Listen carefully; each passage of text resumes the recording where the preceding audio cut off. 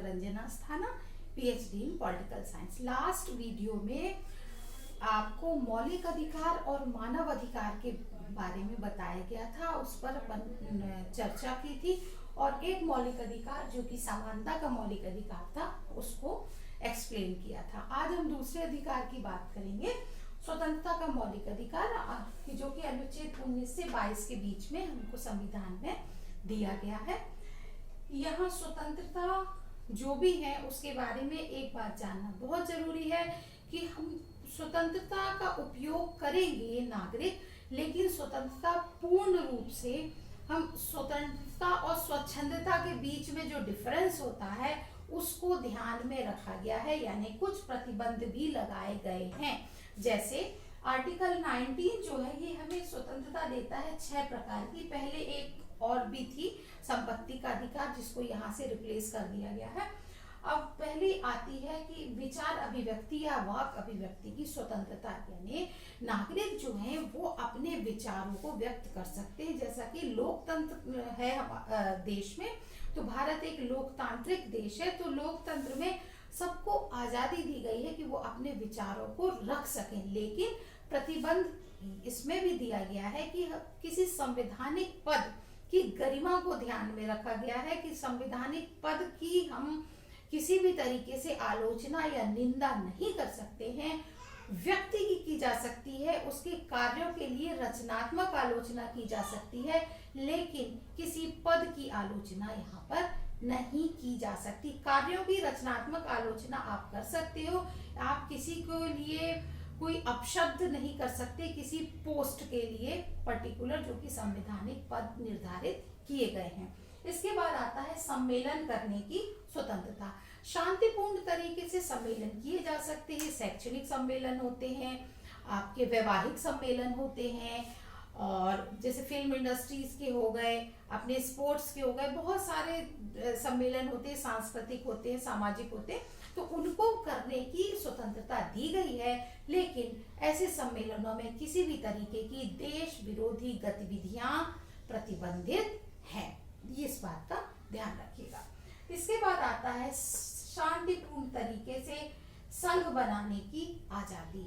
बहुत सारे संघ बनाए जाते हैं, किसान मजदूर यूनियन, अखिल भारतीय विद्यार्थी परिषद, और खेलों के समूह है, मजदूर यूनियन है, बहुत सारे संघ बना सकते हैं, लेकिन इन संघ में किसी भी तरीके से देश विरोधी गतिविधियां नहीं की जाएंगी।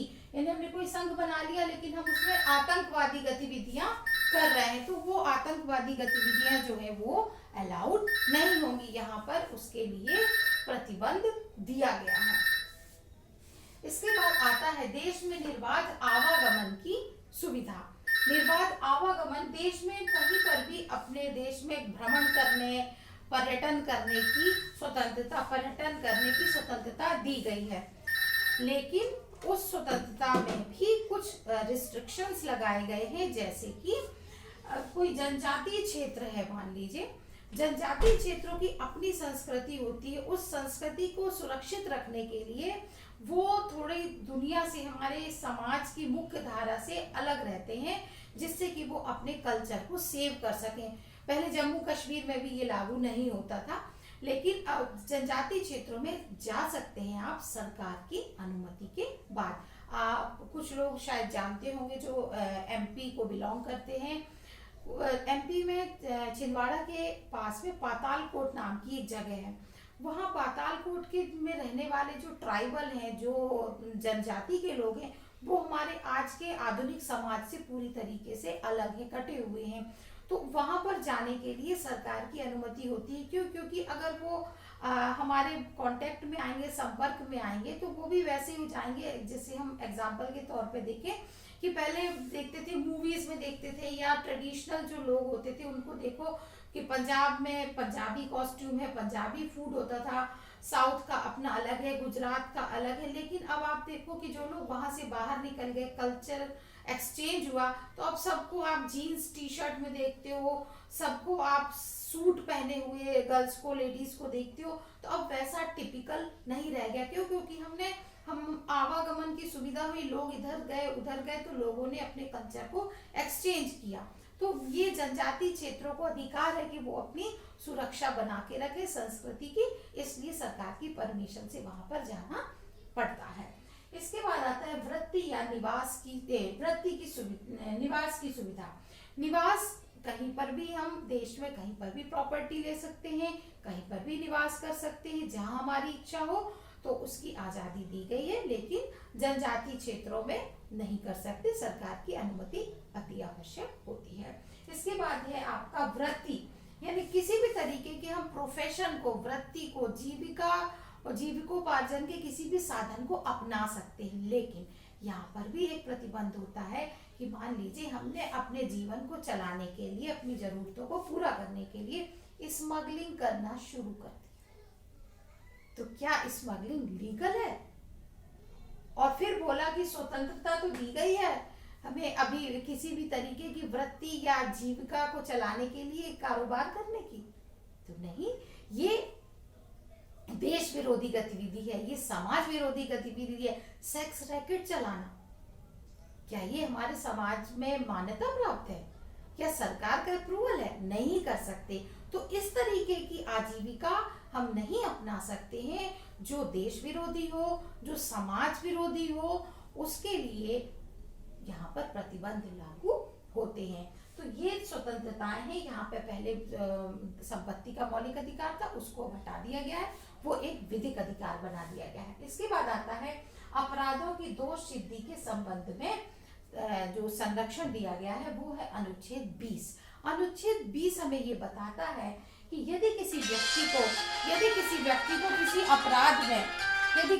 को किसी अपराध में गिरफ्तार कर लिया जाता है, तो उस समय भी उसको अपराधी घोषित होने से पहले भी कुछ उसको सुविधाएं दी गई हैं। जैसे एक ही अपराध के लिए किसी व्यक्ति को 2 बार गिरफ्तार नहीं किया जाएगा।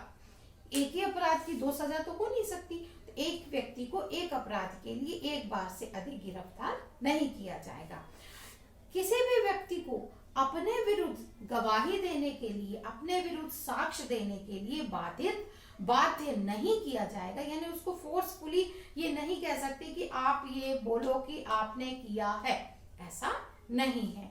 और कोई भी, सबसे इंपॉर्टेंट है, इसको ध्यान से सुनिए, कि किसी भी व्यक्ति को गिरफ्तार करने के समय जो भी कानून थे वो कानून उसी डेट पर लागू होंगे, पुरानी तिथियों यानी बैक डेट से नहीं, या आने वाले में नहीं। कैसे?